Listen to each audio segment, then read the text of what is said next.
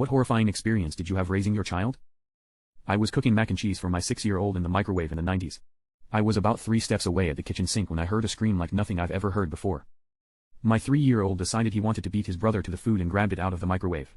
He was only wearing boxers, it went all over his tummy, down his boxers, not too far down, thankfully. It was on his back somehow too. I grabbed him, my palms on his stomach and back, straight into the cold shower. He was kicking and screaming while I held him in there. Hubby at the time had called the hospital down the road, saying we were bringing him in and he is burned from food. I spoke to the nurse, and she said keep him under a bit longer then bring him in and they will be ready. After about 20 more minutes, I grabbed him, jumped in the backseat while the ex drove like a madman to the ambulance bay at the hospital.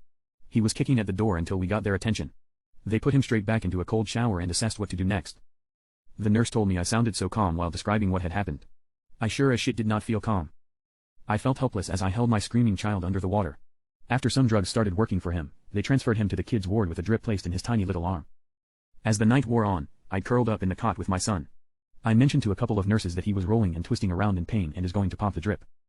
Nah, they reckoned as they gave him some pain relief, he won't pull out the drip. Righto, I said. I will call you when it happens. About an hour or so later, I called them. He had popped out the drip, and blood was spurting out. Lol. I told Yas. He was in hospital for a few days, burnt skin being scrubbed off. Dressings applied and we were able to go home. As the burns healed, my handprint had formed a scar on the middle of his tummy from where I grabbed him and held him in the shower.